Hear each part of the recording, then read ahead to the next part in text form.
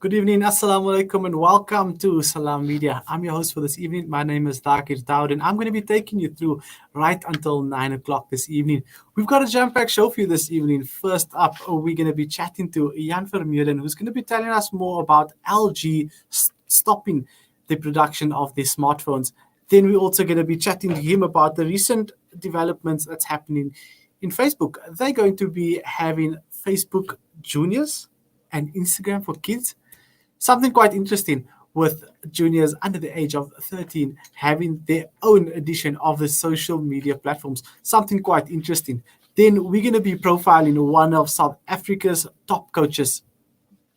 He has recently assisted Peter de Villiers at the EP Elephants throughout their preparation cup fixtures, and it could be it could be a light for Eastern Province.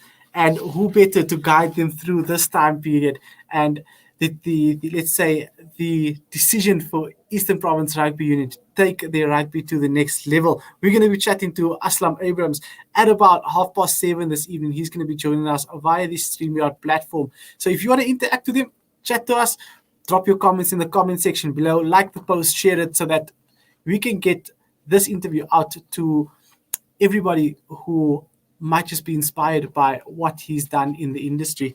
Then later on, we're going to be chatting to Suleiman Modin. He's going to be chatting to us about the Pakistan tour to South Africa. He's going to be telling us about the first few fixtures that took place and a bit of the controversy that happened in those fixtures.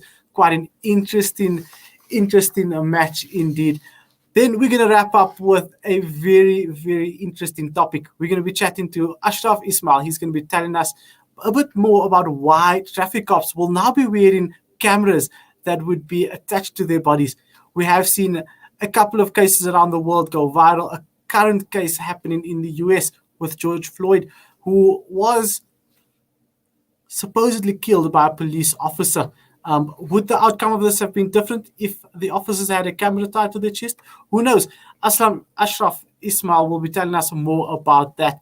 But we're going to go to a quick ad break. When we come back, we're going to be chatting to Jan Vermeulen first up, and he's going to be telling us a bit more about everything happening in the world of tech.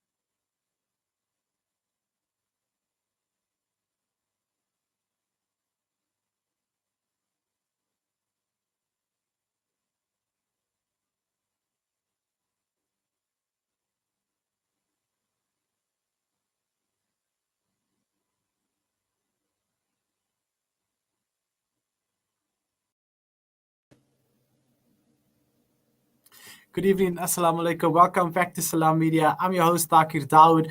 On this beautiful Friday evening, I'm going to be taking you through right until 9 o'clock this evening. So get comfortable, get cozy. We're going to have a jam-packed show for you. First up, we're going to be chatting to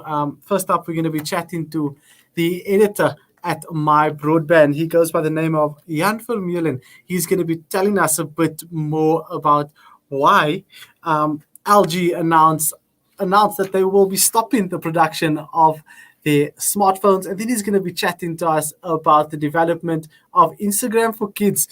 Jan, good evening. Thank you so much for joining me, man. Good evening. It's a pleasure to be here.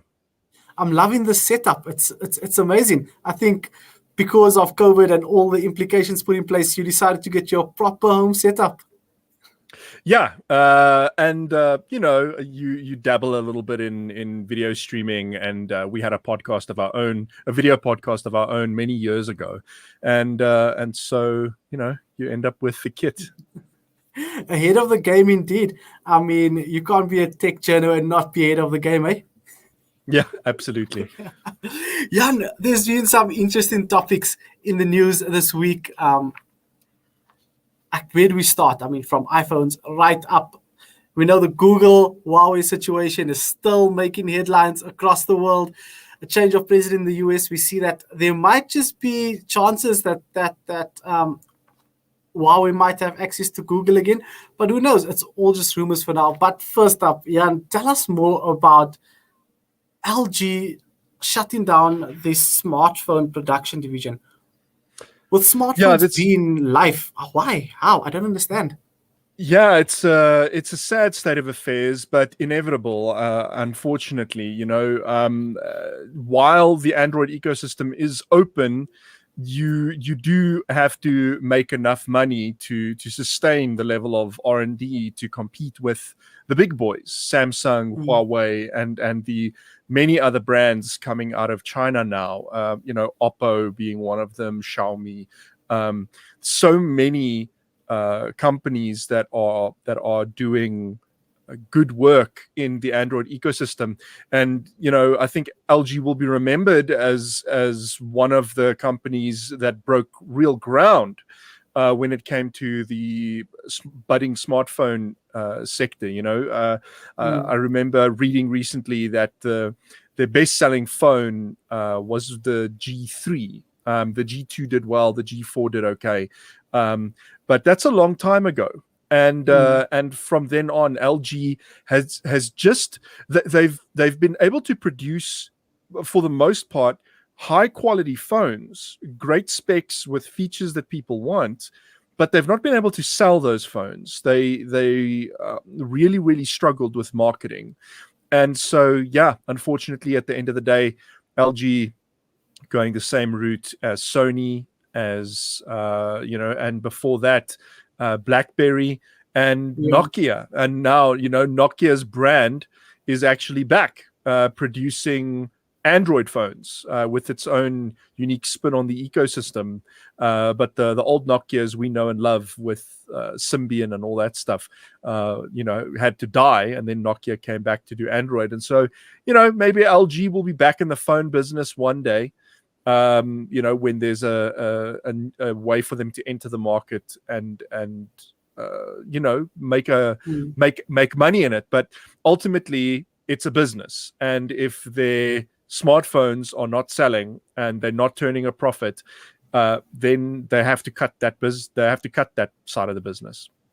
Where do you think it could have went wrong for them? Because they're such a reputable brand, and they go back so many years, where, let's say, the old toppies around, if you want to call them that, would prefer to go with trusted brands. And here you've got a brand like LG falling out of the market completely. Where do you think it went wrong? Because their products were amazing. However, do you think it was aimed too much at the high end?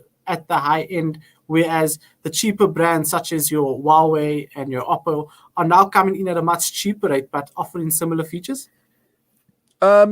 Pricing is probably a factor in South Africa, where the market is incredibly price sensitive. LG had a good spread of devices from the high end all the way, down to the mid range and even lower end, I should say. And so it's not that they had a lack of product or innovation. They just were not able to build the same kind of marketing, business behind or marketing campaign behind their devices. And so they were just not able to make themselves cool. So smartphones actually, faster than people realized, moved from a fairly techie thing. I remember when this was first starting out in 2010. When I mean the actual Android, I mean iPhone had been around before that, and before that Windows Phone had been around for many years. But in 2010 is when things really heated up in the Android space. And back then it was when you looked at the high end, it was super techy. It's who could inch out who in performance, in battery life, in feature set, and then people started adding IP65 or 55 and 56 and 58 and then 65, 68 ratings, making their phones dustproof, waterproof, adding just better and better cameras. And so now we're at a stage where that pace of innovation is not quite the same. And so while there's still amazing R&D being done in phones, and they're better every year, it's not that step change better every year that we saw in the early days of the market. And so all of a sudden, it moved from being a purely technology business to a technology and marketing business. And you had to make sure, if you were one of those early movers like LG was, like HTC, which is another brand that's kind of fallen out of the market here in South Africa, like Samsung, pick an early brand. You had to make sure that you made yourself cool, during that time. And Samsung has, and Huawei, who is a relative latecomer to the Android ecosystem, has managed to outdo LG in cool factor, which is strange. If you think about it, Huawei was a company that would build white label products. In other words, you go to their factory and you say, yeah, make me that thing, but put my badge on it, right? And Huawei from there grew itself into a powerhouse brand, a recognizable brand that everybody knows. When I first started writing about this stuff over 10 years ago, nobody knew, but like us in the tech world knew who Huawei was, because they were the ones supplying the network equipment and white labeling stuff and providing cheap white labeled phones and that sort of thing. Phones that Vodacom or MTN could slap their badges on and sell as an MTN or Vodacom branded phone, but it was made by Huawei. And there's other Chinese companies that do the same thing, like ZTE, Alcatel now, Yes. same story. And Huawei made the decision that no, it's going to turn itself into a technology brand, and it succeeded. Despite the difficulty of doing that, Huawei has made itself into a household brand.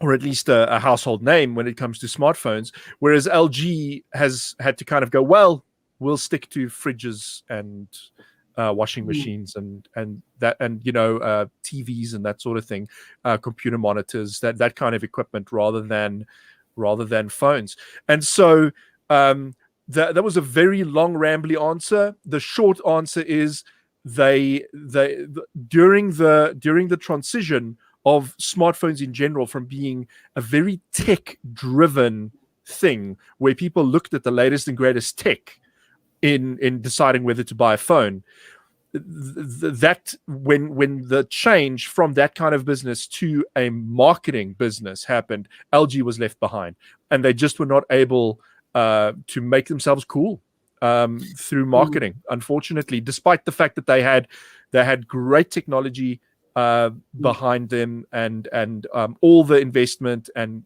all that stuff. They were second to none, but they just were not able to turn themselves into the kind of consumer brand where somebody walks into a shop and says, "Get me the latest LG." And you talk about making your brand look cool. And if you look at it, that the earbuds, Samsung has their own version, Huawei has their own version. If you even look at the smart watches, you can even go as far as looking at the new laptops, the Huawei laptops. So it all syncs together on your same Huawei account. Whereas you ask LG, what do you have that made your brand look cool to the youth that would make them want to invest in it? And do you think they've just it's been a long time coming because they couldn't keep up with all of the things happening. Not a long time coming. It was actually quite surprising to see Mm-hmm. them, just suddenly shut down their phone business. And so, this seems like a conflation of factors. So, but we've got so many things happening in the technology world right now. A lot of it influenced by the pandemic. But there's a silicon and chip shortage. There's there's just people in general spending less, saving their money rather than spending their money. And so, there's a lot that has led to this, but it wasn't like it didn't feel like a slow death. They didn't, it didn't feel quite exactly like they went out with a whimper. This feels like they try to go out on as high a note as possible, like they ran the numbers for 3 or 4 years into the future and went, we don't have a plan to turn around from this, so let's just call it quits now, rather than letting the LG smartphone brand die, by fading into obscurity. Let's just shut it down while it's at while there's people around to talk about it. Yeah, and I mean, for some of the LG lovers out there and people that just love the brand and the style of the phone and the fact that it's user friendly to them, what would be an alternate brand going forward for them to use in place of LG? Yeah, it really depends on what you're looking for, but there's loads. And coming into South Africa right now, we're seeing Oppo entering the market. You could go back to Nokia, which is a fine brand, and Nokia is doing some really interesting stuff. Now, you're not going to get necessarily the shiniest, latest technology in a Nokia phone, and they're going to be slightly more expensive than your cheapest brands out there. But what you do get with Nokia is more regular updates, right? And so I don't know if Nokia. I do hope that Nokia makes a success of its Android foray this time around, because I really like the fact that they're pushing to make sure that they can deliver security updates as quickly as Google can. Google itself, who builds and designs Android. When there's a new version of Android out or a new security update, then Nokia pushes that out as quickly as possible, whereas other phone manufacturers tend to lag. And it's got to do with the way the software is segmented on the devices, and we can get into that another time. It's not that the other manufacturers are just deciding, well, we're not going to push out security updates because it's too expensive. It's because of the legacy of their investments in Android. So Nokia is a latecomer to the party, and so it was able to make smarter decisions about how it loaded the software on its phone than, say, Samsung or other manufacturers were able to do. So yeah, you can look at it really depends. If you're looking for sort of the cheapest devices out there, then you're going to have to look at the Chinese brands. The Chinese have the rest of the world finger-licked when it comes to producing stuff at the lowest possible cost, right? It's got to do with their industrialization, with the low cost of labor. There's just no way to compete with China in that regard. And so, you're going to tend to get your cheaper devices out of brands like Xiaomi, like Oppo, like Huawei. But Samsung has great devices in the affordable range. Nokia has good devices in the affordable sort of lower to mid range. You're even seeing some low cost 5G devices already entering the market. So I shouldn't call them low cost, but mid-range devices entering the market. So unfortunately, there's not going to be anything out there that is exactly like LG.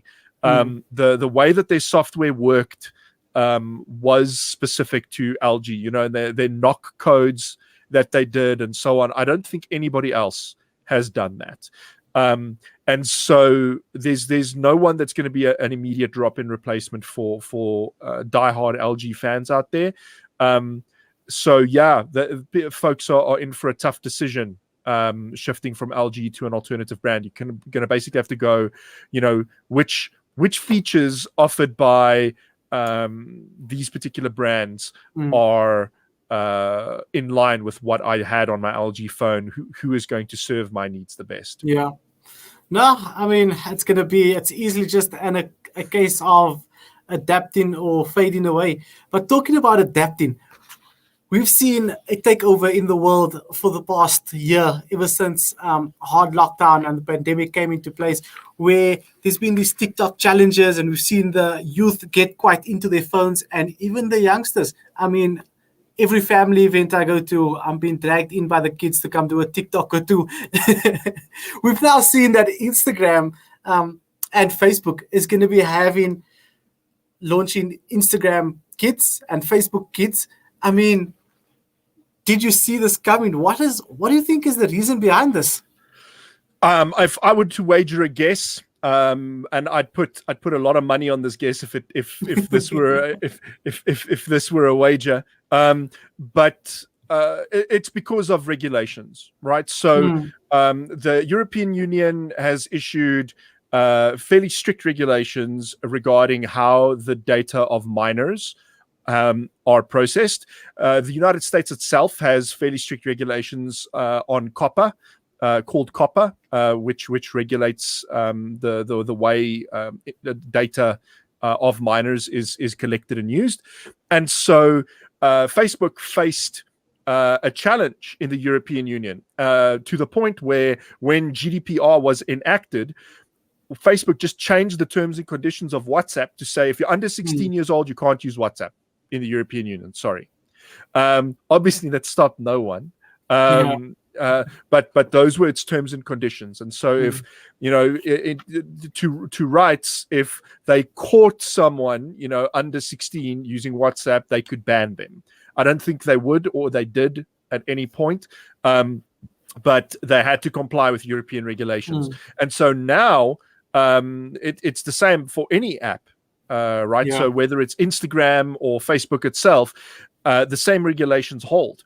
And so the only way to comply with regulations and to truly be able to target a younger audience, and so they specifically looking at an audience below the age of 13, they have to comply with these stricter regulations, which also limits the kind of content that children are exposed to.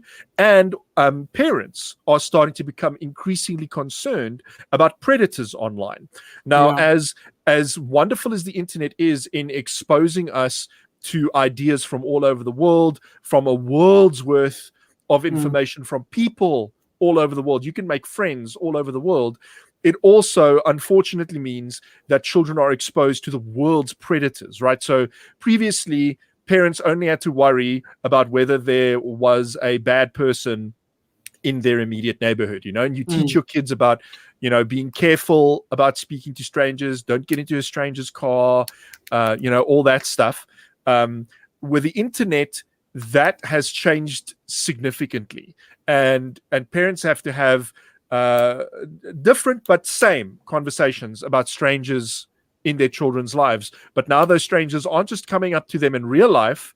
Those strangers can come at them from DMs on Instagram and Twitter, right? And so now parents have to have those conversations with their children, and parents want to have platforms where they feel their children are safe.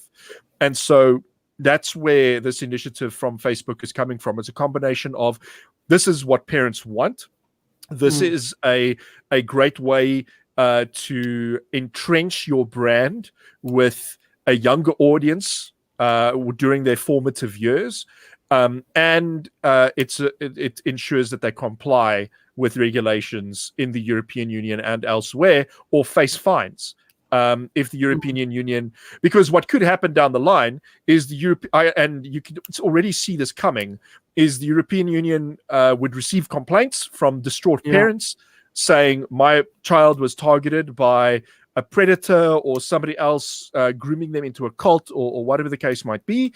Facebook did nothing to try and stop this. Children would just lie about their age and get on the platform anyway.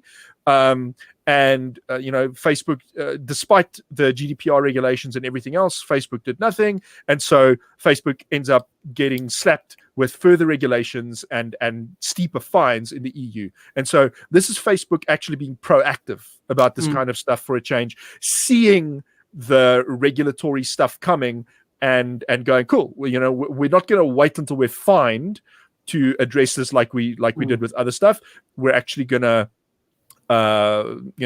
put this stuff in place so that we can try and avoid a tragedy happening down the line. But Jan, how does this assure parents that their kids are safe out there? Because the same way fake accounts were made, I mean, what stops fake accounts from being made on a junior platform? Yeah, this is going to be a deep challenge for Facebook. And this is the one thing about this that surprises me, is by building an app specifically targeted for children, you take far greater responsibility than in your normal app, right? So now all of a sudden you have to take far greater steps to vet that the people on your platform are actually children and not a bunch of pedophiles who come in pretending to be children, right? And so it's going to be very interesting to see how Facebook handles that kind of identity verification. So this is not just about keeping children's data safe, making sure that your child's private data is treated with respect, but also ensuring that predators don't come into these platforms pretending to be children, like they already do on the open internet. So that is the one thing that's quite surprising, because especially in a market like the EU that is quite heavily regulated, and even in the United States, if a parent's child gets hurt, they're going to face a massive lawsuit in the United States. And so Facebook needs to make sure that its systems are rock solid for a platform like this, because of the greater level of responsibility that they're taking. And I look forward to seeing what kind of innovation they do in that regard. Now it's going to be quite interesting. I hope there's a couple of parents that will be reading those terms and conditions, because, I mean, I can tell you that I'm guilty of this by just scrolling through to the accept part of the terms and conditions, just so that you can get over and done with it and not reading through everything. But Jan, that's all we have time for tonight. Thank you so much for another amazing chat. I will be chatting to you very, very soon.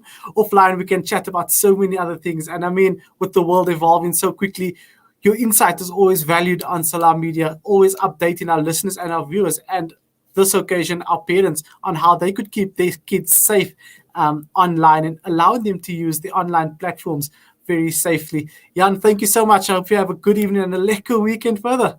You too. It was a great pleasure. Have a great evening further. Thank you so much. That was Jan Vermeulen, the senior journalist at My Broadband, telling us more about why LG stopped the production of these smartphones. He also told us about the new Facebook and Instagram regulations that will be allowing kids under the age of 13 to have their own platform, specially designed for them. You as a parent, would you allow your kid to use these platforms? You can interact with us and comment in the comment section below, or like the post. Also, if you missed the interview, it will be available on Salam Media's social media platforms on Facebook. We do know that it's going to be on Twitter as well, and you can look forward to the podcast that would also be shared on Salam Media's social media platforms. We're going to take a quick break. When we come back, we're going to be chatting to the Eastern Province assistant coach Aslam Abrams, telling us a bit more about his journey in rugby and his role at the Eastern Province Rugby Union.